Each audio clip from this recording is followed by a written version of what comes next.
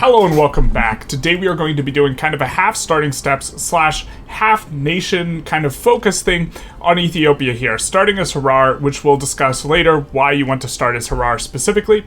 But for this video, there's really going to be a little bit less focus on how to start because we have a bunch of different videos on how to start, and this is a fairly advanced kind of run that you can do. It is one of the more difficult starts, and so I would not recommend it to a beginner, and someone who's more advanced won't necessarily need all these kind of starting how you do this, how you do that type of things. Instead, we're going to focus more on what's interesting about Ethiopia, which is one, it has probably out of any country that actually has flavor and like stuff to do, you can found Ethiopia, there are events, this sort of thing. Out of every single one of the countries that fits this parameter, they have easily the worst economy and also the worst tech. It's going to be forever until they get loud cars outside, and also, at the same time, they actually have the very highest theoretical army offense that one can ever achieve in the game. So when we talk about them having the strongest military, we're talking about a theoretical top-end strongest military. Obviously, not the very strongest at game start, where something like, Great Britain or France would have a much stronger military. Instead, what we have here, and we'll talk about a bit later, is going to be Big Daddy Tewodros, who, to my knowledge, is the only character, the only individual that is going to have... He rides into the battle on a flaming car. He's going to be the only individual that has a unique character trait that gives plus army offense or defense. And because of this is why Ethiopia, in theory, will have the absolute strongest military. Let's talk about the economics a little bit first. The first economic struggle is technology. I'm not 100% sure, but I do think that they are in the lowest bracket of starting technology, only starting out with a total of 9 technologies. They have 3 in each category, and in particular, they're missing several technologies that you might not even be aware of, like what they do, because almost everyone starts with them. Stuff like steelworking, which gives you sawmills, wood being kind of one of the earliest things that you generally want to push. They are also missing, in particular in the society tech, they are missing stuff like urban planning, which gives iron frame buildings, and so the struggle is going to be very, very significant for them. What we're going to do in terms of our strategies, we're going to actually start out with academia because we are so far behind, and the plus 0.5 wealth-based education access is going to be really useful, and to that end, it's going to increase our literacy a little bit, and we're also going to come into Harar over here, and we're also going to put down a decree for promote social mobility for an additional 25% education access, because a whole bunch of what we're going to be getting in terms of technology will be based on spread, which is partially informed by our literacy. You can see that 6 of the value we're getting there is informed by our literacy of 8.3%. We would like to increase that both through academia as well as through our edicts. We're going to be a little bit aggressive about that. We have a ton of authority to work with, and so that's going to be good for us, but really just missing a whole ton of stuff. We're not even going to nat spread right into lathe, and it's going to be forever until we get atmospheric engine. Also railways, very, very significant is the struggle in regards to technology. Also having to go into multiple techs in order to get stock exchange for MAPI, for the 10% market access price impact is extremely painful. Most starts, you start out researching stock exchange, and then you research following that atmospheric engine with the kind of bridge from lathe into atmospheric engine. And with this, you are at least 5 to 10 techs behind kind of where a normal start is, which means you get access to all the PMs way, way, way later, and this is really painful economically speaking. Another reason for us to go promote social mobility here has to do with qualifications for officers, because if you've never played with this low literacy before and you're doing a lot of fighting, you will actually kill all your troops and they won't replenish because they will be unable to hire officers, even if you have accepted POPs, which is an unusual situation that doesn't happen with most countries, but it will happen with Ethiopia. So this will allow us to conquer all of this a little bit easier, even though we have Tewodros. Eventually you just kind of run out of troops, and so this will help us to have more troops for a longer time period. The second reason Ethiopia really struggles economically has to do with resources. In particular, what you want to do is you want to build construction sectors, which you think of as your GDP growth rate, in states that have a lot of iron and coal together, and to a lesser extent also having wood together. Having 2 out of 3 of these is pretty good.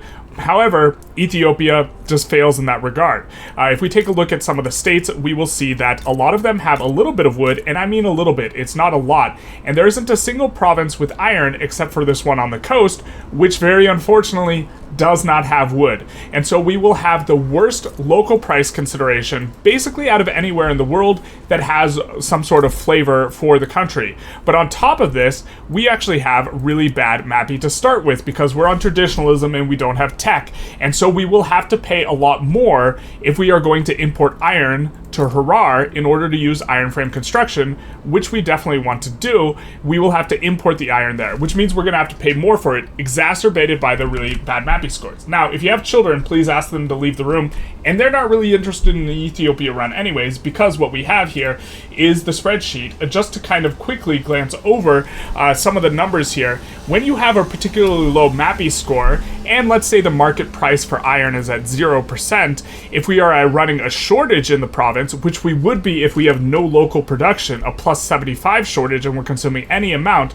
we will have to pay 30% more. So the normal play pattern of if you start out with a country that's fairly backward in terms of technology and is actually not very good at producing its own iron, either because it's backward or because it can't produce it, generally most countries that fit this bill is going to be countries that do not start out with atmospheric engine, but we're so far from that. Generally what you do is you import it and then you consume it locally, but we will have to end up paying 30% more on it if we can't get, our MAPI score up, which is going to make construction way more expensive. You can think of that as 30% fewer buildings, which is 30% less economic growth. But on top of all that, we also start off with isolationism. So we can't even trade to begin with, even if we wanted to, which is going to make this an uber struggle, and we're going to be on wood frame construction, or more likely, as you do with many small starts, we're going to kick the taxes down to 0 at game start, and we are going to use the base construction. And this is important to do because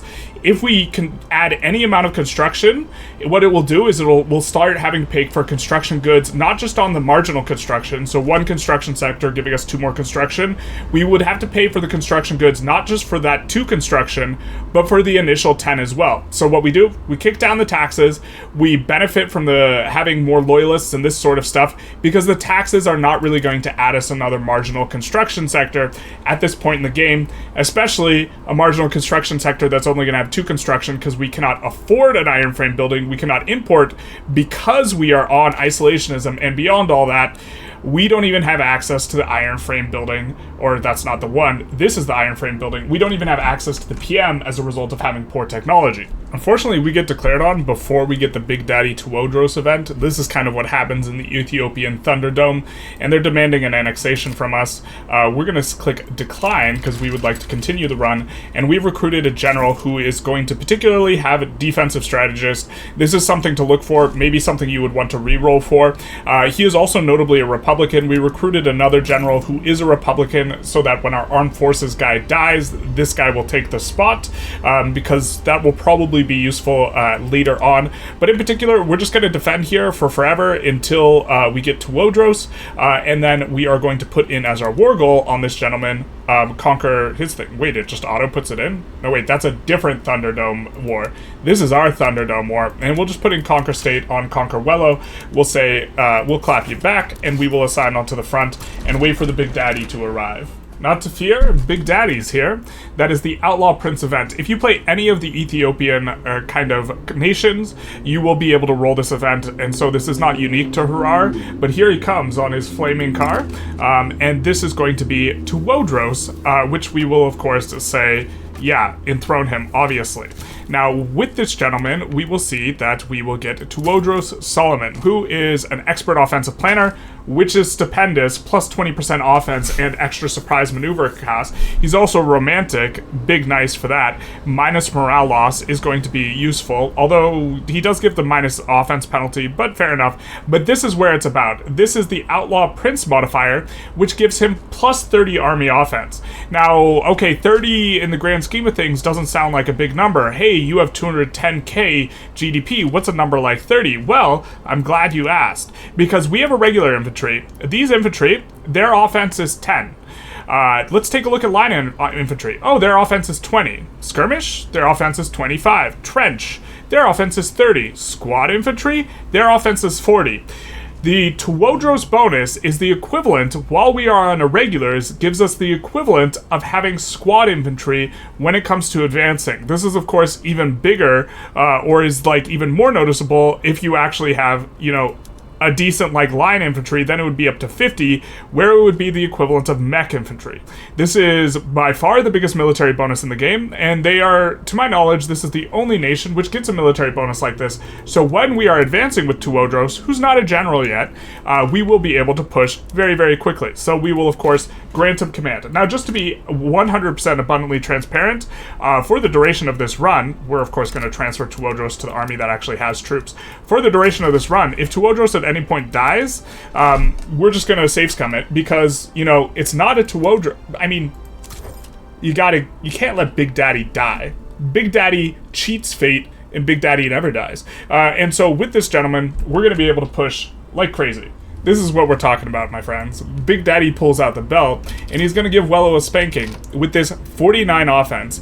Just for the clarification, the highest offense in the world is 49. This is Tuodros. Oh no, wait, we actually have the offense of our battalion is actually higher than the highest in the world. This is what you get with Tuodros, and he's going to give him the belt. Now, this is only on offense. Is he absolutely obscene? Which is one of the reasons why we have this guy on defense with adamant defense. He's going to get extra defense on this, and he's going to be in charge of the defensive stuff. And we're just going to, you know, it's going to be the clapping. The belt's off.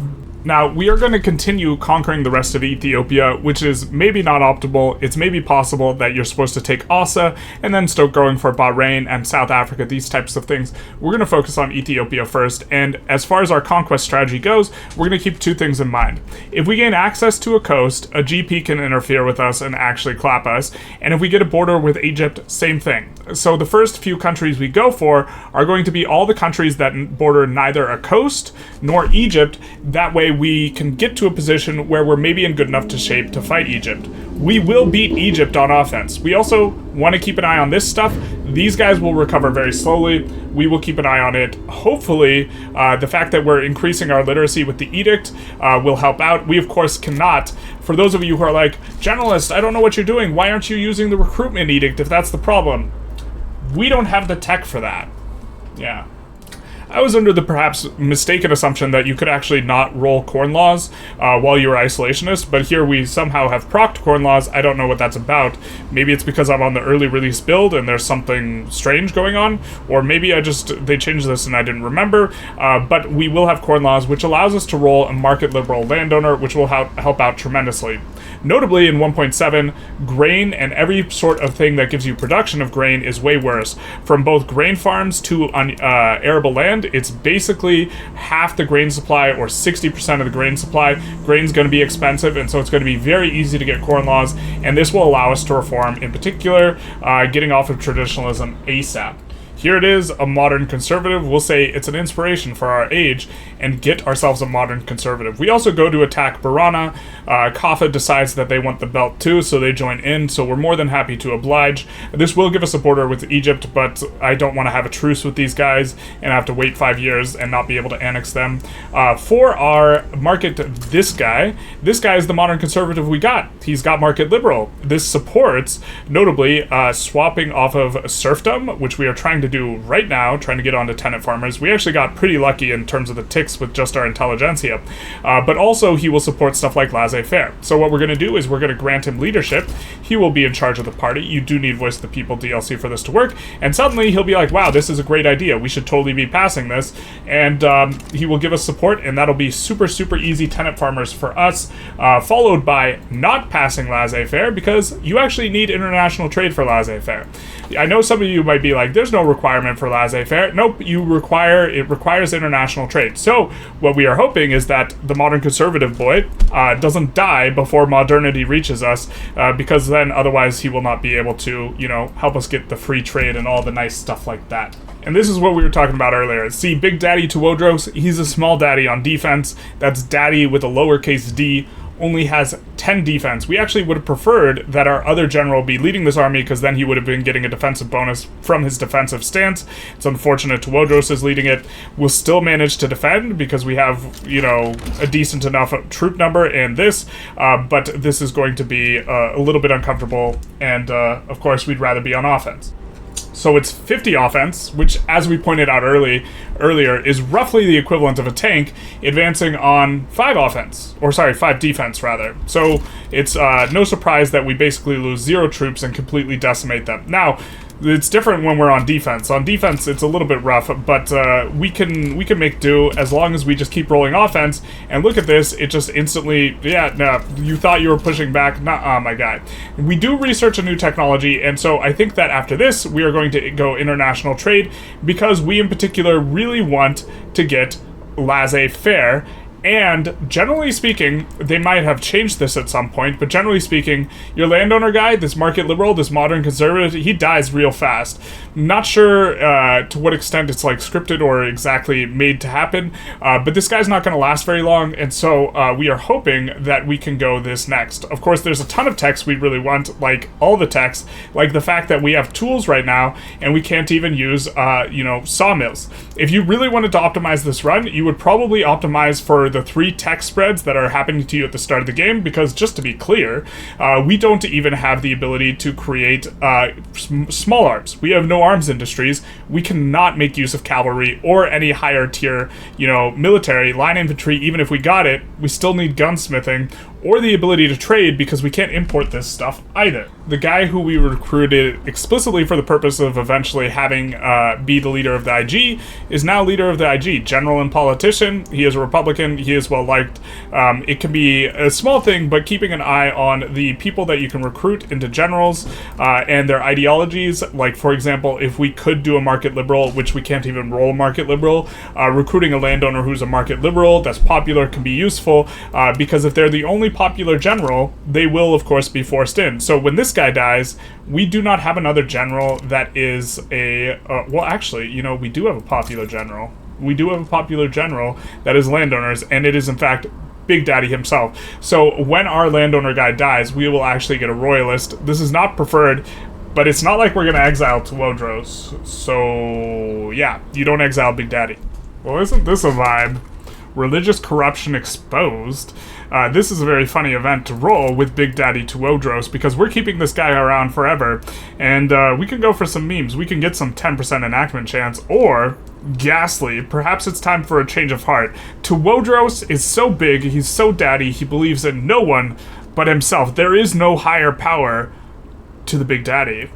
So he will be a nihilist now. He only believes in Tewodros, and, seeing how caked up his offense is, I'd only believe in him too. So we're going to use the Republican Armed Forces guy that we got in order to pass appointed bureaucrats, which should be pretty easy. Wait, why do we have a 67% chance? Do we really also have a movement for it? Hot damn. We also had a movement for freedom of conscience, which we just finished passing. And so the law passing, I mean, everyone knows he who rules with an iron fist, and by fist I mean belt, gets all the laws passes that he wants. I don't know if there's a worse feeling in Victoria 3 other than having to choose between researching steelworking so that you can get sawmills, or to research urban planning in order to get iron frame building. I hope that you will never play Ethiopia and you'll never have to make this decision for yourself, but we're going to go with steelworking here.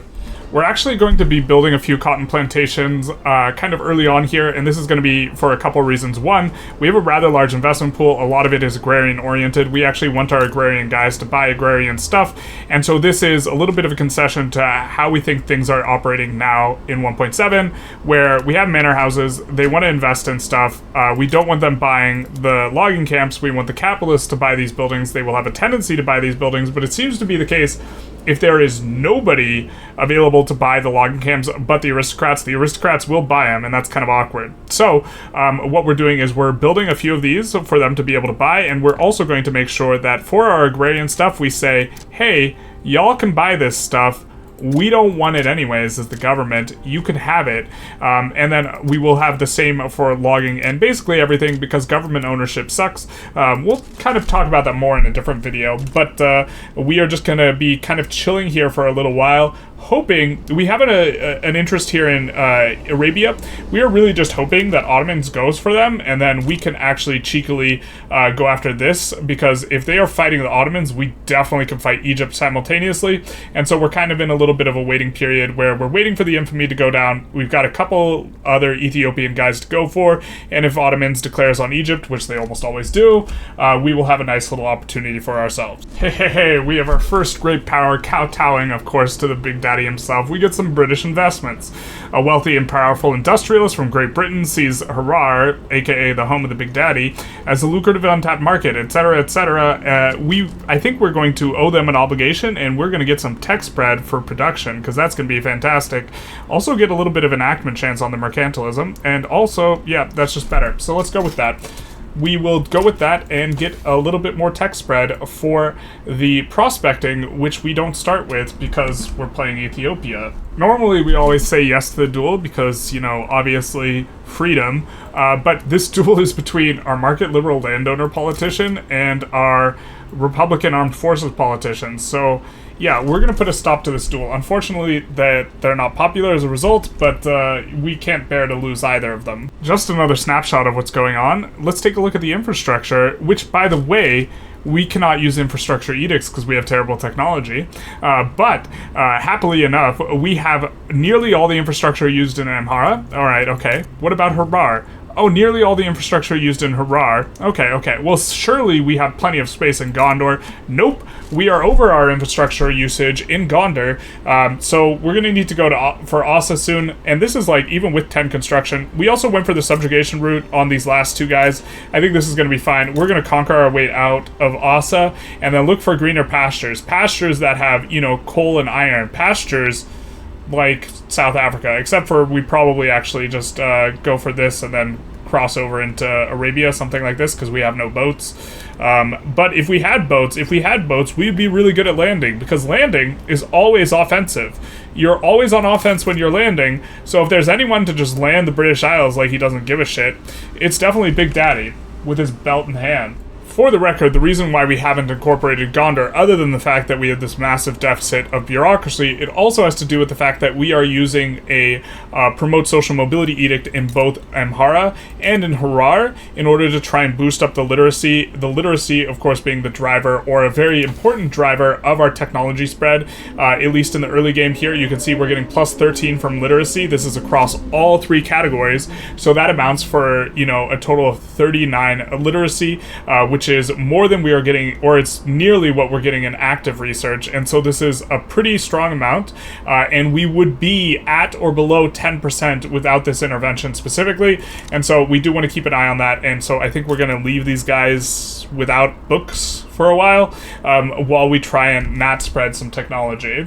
I've never been more happy about getting an infrastructure modifier, as we are getting onto laissez-faire, and we are going to get plus 1 infrastructure per 100k population with plus 20 maximum infra from population. So the problem where we're at, out of 41, out of 36, and out of the very unfortunate 42, we are going to do this, and we still have to hit a productivity bonus. Oh, would you look at that?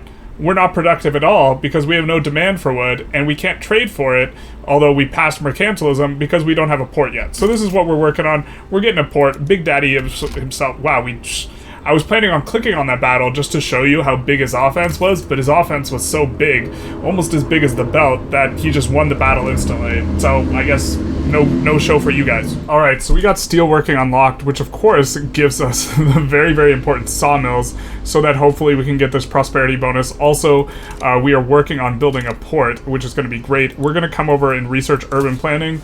We're maybe at the point where we almost want to be able to build a construction sector. The thing is we don't have that much. We don't have that much money. We're kind of deleting down some of our military here, so that we can kind of afford more stuff. But I think we do want to fight Egypt because just want to show that we can, and so that's going to be a bit of a thing. We are building the port here so we can trade with Great Britain soon, and we're going to try and export as much wood as possible to them. Well, we can't do the wrought iron tools, at least not yet. We can try and import iron. But it's not going to be too great, but us getting off of traditionalism and onto laissez-faire did improve the MAPI score up to 75. Traditionally, you want to very, very early rush stock exchange, but we couldn't even research it at game start. But I do think after urban planning, that is going to be our next tech. In fact, it might even be a higher priority than urban planning because I don't think we're going to be able to make use of the iron frame buildings immediately. Actually, you know what? Urban planning, we always sometimes forget what these techs that you normally start with do. It does give us a bunch of infrastructure, maximum infrastructure per pop. This is actually going to be pretty useful to us because it's going to allow us to, actually keep building stuff and keep making use of our construction, what construction we have, before we try and tack on some more construction. We also now have kind of open diplomacy with a few people, so we're improving relations with some key people that are going to allow us to go after probably this, because, if we click the cultures button and we see where the domain is, we do see that Egypt does have a bit of Ethiopia, so it's probably going to be ours soon. 54 offense, just another day in the Tuodros household, of course giving them a spanking. We could swap our Intelligentsia guy out of government, and we would be way more legitimate, and we don't need them to pass the law we're currently passing, because we have a bunch of success chance anyways. However, we don't want to do that because these guys are under 4% clout, which means if we swap them out of government at any point in time, they will marginalize, and currently, they are giving us 10% society research speed bonus, something that we really need. We don't have any tech. We start with no techs. What's going on? I think we even go empiricism next, instead of like the actual kind of more important tech of stock exchange, just to try and play this little catch-up game faster. Also, our law passes have been absolutely incredible, so I think that us getting onto public schools will really help out a lot. That way we can kind of release what's going on. Also, look at our literacy, absolutely cranking up despite not having access to any schools. This is a large function of the fact that all of our incorporated territory is still currently under the decree for promote social mobility, and we are not incorporating anything else, although maybe we should incorporate over here. Kinda don't want to quite yet. The Ottomans declaring or guaranteeing our independence seems nice. I don't think we need it, but, I think we could fight Egypt almost at this point. I think we want to wait until we actually have guns. We're still waiting on the Ottomans eventually attacking Egypt, which they've seemed a little bit slow to do, so we've been subjugating around and about some places. We're growing here because this place can lead directly into Mara by land, and we won't need to land. As it were. We've also gone after Bahrain and Nejd, just kind of biding our time for getting the full Ethiopia. We're actually getting to the point with the Nat spread of Lathe of being not that far away from, getting atmospheric engine pump, which would be great if we actually had any minerals to mine. Centralization, which is a tech you've never heard of before because you play reasonable countries, is going to be a pretty bit nice come up for us because it's going to give us filing cabinets that's really going to help us solve this bureaucracy malice. We already have paper because we built a couple universities to proc the event to help us research empiricism a little bit faster.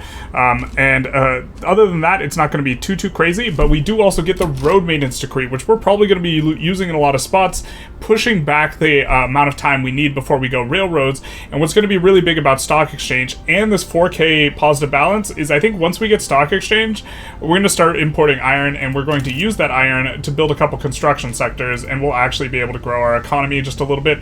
We've also kind of carved out the rest of the Ethiopian horn for ourselves in regards to making subjects. Still waiting on, the Ottoman Empire to actually do something for once, but for the ones that this is the ones that they don't do anything, unfortunately. We hit something that's a little bit rare for us, which is a ton of enactment modifiers, where we're getting minus 50% speed because we've rolled 3 events that reduce speed. So what we're going to do is we're actually going to refund a whole bunch of our authority for the purpose here of getting an additional 23% here. So our total enactment time reduction will be 75% once we unpause, or 73%. Ooh. And in this way, we will be able to absolutely fly on the law pass. So you see this? Look at that.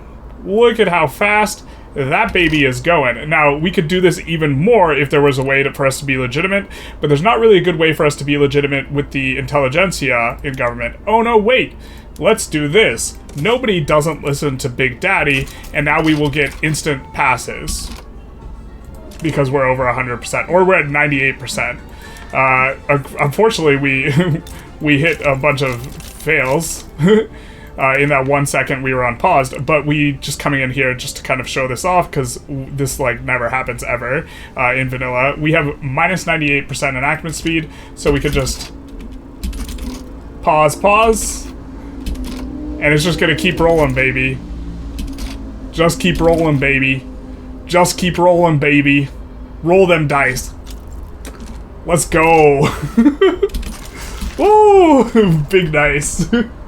So because we could not possibly get another fleet or another boat in our fleet, because this is just maxed out, these guys have been recruiting for a while, still only have 230 guys. We need to either gain a new territory on the coast or get this up to 1,000 before we can build a second boat. But it doesn't matter, because when you have Big Daddy, you can land with a 90% penalty. Easy peasy lemon squeezy. We are landing with a 10 stack, by the way. We are landing with a 10 stack that is irregulars with a minus 90% penalty, and we still have 8 offense. So obviously we're just going to clobber them and get in and Berlin.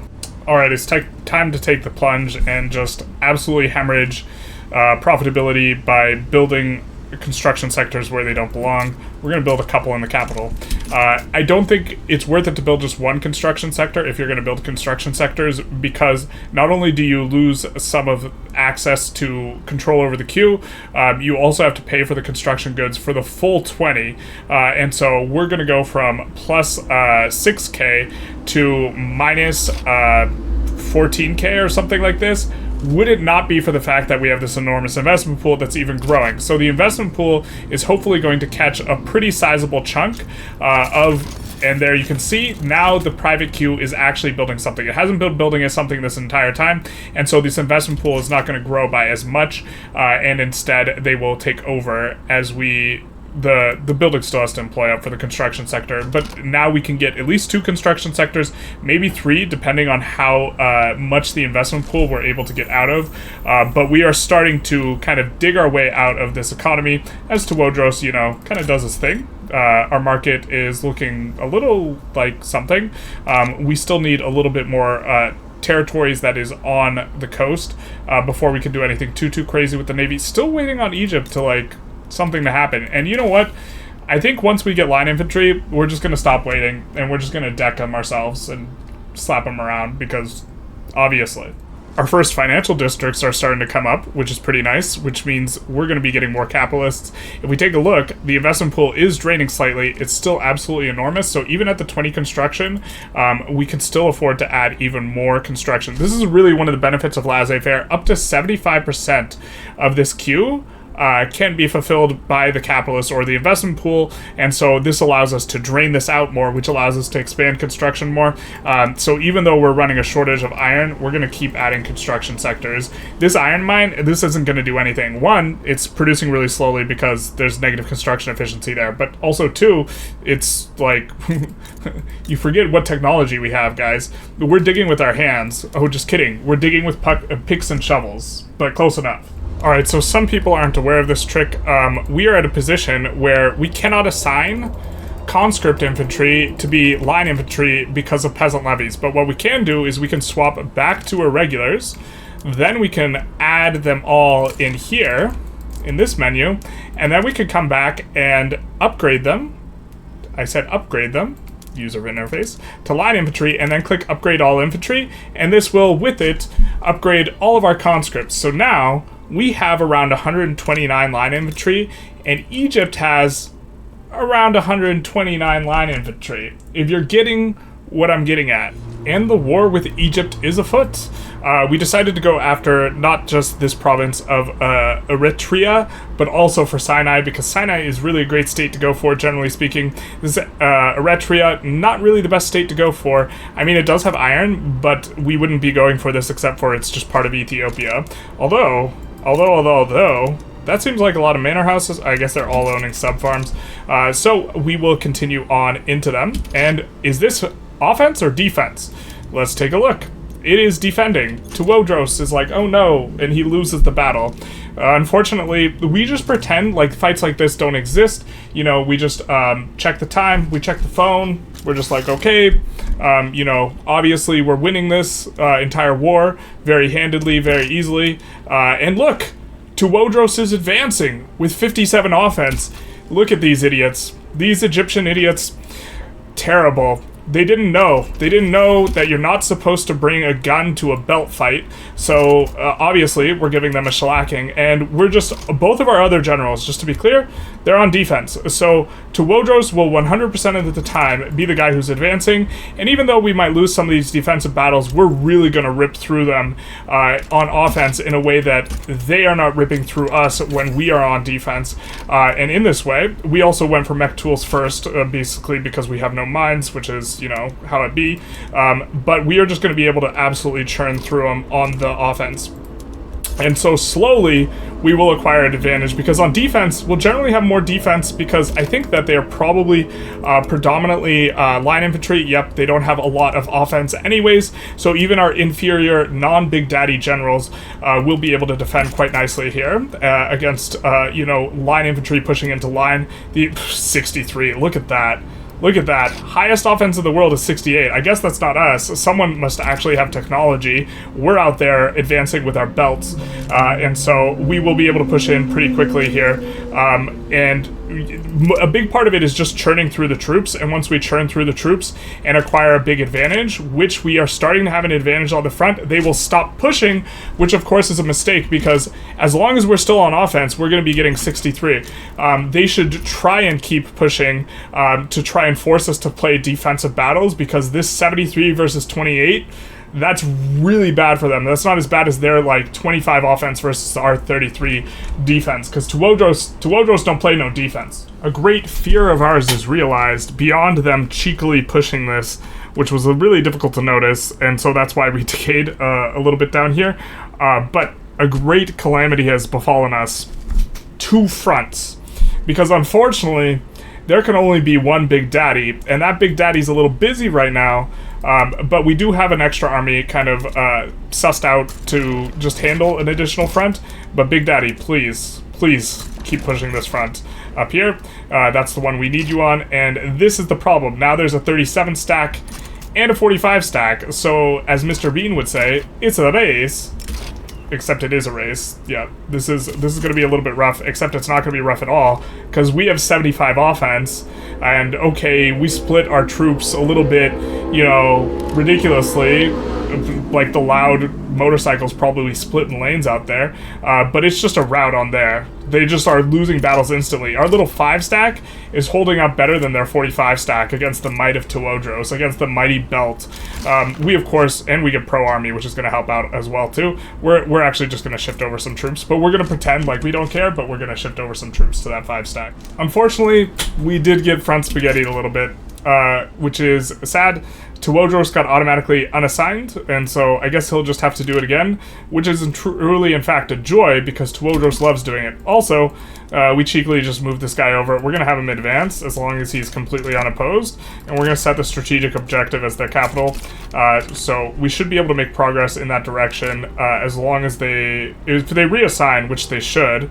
I guess they're not, which is maybe smart, because you really need all the troops to fight Tewodros. I guess they're just giving it up. It's better that they just capitulate sooner, they've decided, rather than face the wrath of the belt. So, it makes sense. There we have it. Ethiopia, classic, clapping Egypt. Really going to be nice that we already have that kind of in there. Now, Welga has been a little bit naughty and not wanting to decrease the autonomy, but we will be able to decrease the autonomy here now for Welga. Alright, it's time, everyone. And by time, I mean to be fair, it's almost time for us to get railroads, which is fantastic, after which we have a whole wreckage of society tech to research, including colonialization, so that we can actually maybe get in here and get some amount of coal. Oh my god, the coal's not there. Where's the coal? I know the coal's somewhere. The coal's here. We might not make it to the coal in time, but the time is here. We hear the loud car outside. It is the call of our nation, and we will be able to form Ethiopia with everything. Now, again, would like to reiterate, let's just take a quick look at cultures. We currently accept Ethiopian, East African, and African with the Amhara culture, and with the Somali culture, we accept Arab speaking, which includes all of these, which would allow us to, you know, not discriminate against these guys and incorporate these guys faster. It would be better for us right now to just stay as Harar, just to be as clear as possible. However, memes, and by memes I don't mean memes, I mean flavor, I mean roleplay. I mean, we are the belt-wielding nihilist who only believes in himself, the big daddy himself, and we have made Ethiopia here. And with that, we're an unrecognized major power too. Big nice. We annex everyone. We've got this state that actually has iron, which is fantastic. But I think we're going to call the episode here. I'm not sure if we continue this run or just have it as kind of a standalone thing. Perhaps we come back to it and continue it, but we have here managed to form Ethiopia, starting as Harar, really off the back of Tuodros, who is going to have, again, this is such a strong modifier, and it's, I mean, you guys have been watching it. Look, he doesn't lose. But the plus 30 offense on the army allows you to, even with, like, basically no infantry tech, have... With just line infantry, we have the equivalent offense that you would have, you would be having with the absolute most latest game tech. This is the only country that gets this sort of modifier. It's really obscene. Once you actually start to stacking tech on top of it, it's really, really, really crazy, especially if you just want to save scum this guy living forever. I think the mean time to die is 65, so he would die normally pretty soon here. We actually didn't save scum a single time, but he's about ready to depart his mortal coil here, unfortunately. And then we've also been trying to navigate, basically starting with no tech, which is really, truly the most fun Victoria 3 experience, except it's not. But even then, we've kind of gotten to a spot where we're starting to expand. The economy's looking pretty good. We got pretty fortunate that we were able to do the corn laws so early, which allowed us to build up this huge investment pool, which is now allowing us to sport a construction that is, it's not tremendous, but it's like, it's something. We're able to start cranking up. We would be adding construction sectors next episode if we do continue. But I hope you guys enjoyed. If you did, please feel free to like, comment, subscribe, say some belts in chat. And other than that, have a good day.